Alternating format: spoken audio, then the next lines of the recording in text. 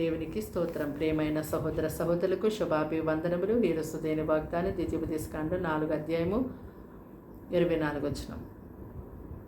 ఏలయనగా నీ దేవుడైన యెహోవా దహించగ్ని రోషం గల దేవుడనై ఉన్నాడు. చూడండి, దేవుడైన యెహోవా తన వాక్యము ద్వారా తన ప్రజలైనటువంటి వారితో ఎన్నో విషయాలు మాట్లాడుతూనే ఉంటారు. ప్రతిరోజు మనం దేవుని యొక్క వాక్యాన్ని ధ్యానించే వారిగా ఉండాలి. అయితే దేవుడు వాక్యం ద్వారా మనతో ఏదైతే మాట్లాడుతున్నారో ఆ మాటల ప్రకారం మనము తప్పనిసరిగా చేయువారిగా ఉండాలి. అయితే దేవుని యొక్క మాటలో శక్తి ఉంది, ప్రభావం ఉంది, జీవం ఉంది. ఆయన యొక్క మాటలు వినుట వలన మనకి మేలే కాదు, కానీ ఆయన మాట వినుట వలన మనము ఎంతో గొప్పగా ఈ లోకమందు జీవించగలుగుతాం.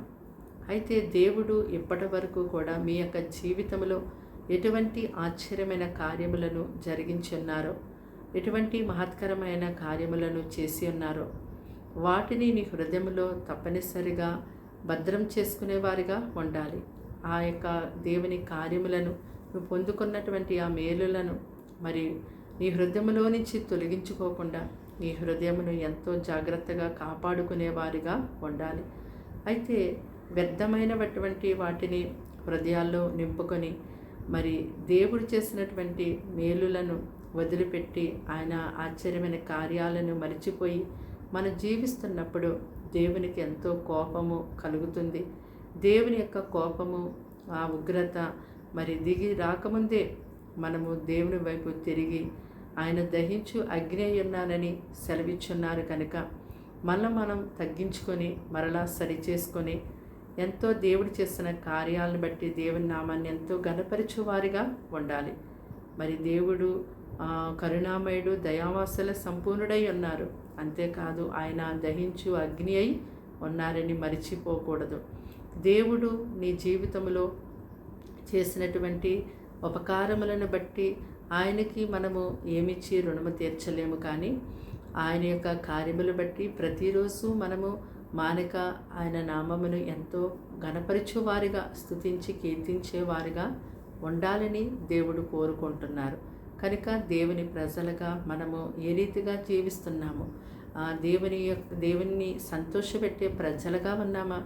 దేవుని యొక్క కోపము మన మీద రగులుకున్నట్టుగా మనం ప్రవర్తించేవారుగా ఉంటున్నామా అనేది మనం ఎంతో పరిశీలన చేసుకొని మరి దేవుని సంతోషపెట్టే బిడ్డలుగా మనము ఉన్నట్టయితే అది మనకి ఎంతో మేలు, దేవునికి ఎంతో మహిమ. ప్రార్థన. దేవానికి వందనములు, స్తోత్రాలు, స్తుతులు చెల్లిస్తున్నాం తండ్రి. మాటలు వింటున్నా నీ బిడ్డల్ని మీ రక్తంతో కడిగి పరిశుద్ధపరచండి, పవిత్రపరచండి. వారింటి వారికి నీ గొప్ప రక్షణ కలిగించేయండి. వారి కుటుంబంలో ఉన్న అవసరతల అక్కర్లు తీర్చండి. అనారోగ్య సమస్య నుంచి విడిపించండి. సాతాను శక్తుల నుంచి విడిపించండి. వారి పిల్లల ఎగ్జామ్స్లో తోడుగా ఉండి జ్ఞానం ఇచ్చి వారి ఎగ్జామ్ అంతట్లో సహాయం చేయండి. అలాగే నాయన ప్రభా, పిల్లలందరూ రాకపోకల ప్రయాణాల్లో మీరు ఉండండి, ఆరోగ్య విషయాల్లో మీరు ఉండండి. అలాగే నా తండ్రి పరిశుద్ధుడా, ఈ సమయమందు ఎవరైతే నెమ్మది లేక సమాధానం లేకుండా ఉన్నారో వారికి నెమ్మది, శాంతి, సమాధానం ఎంతో గొప్పగా దయచేయండి.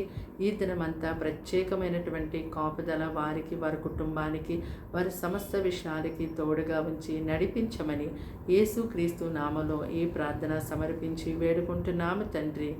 ఆమేన్.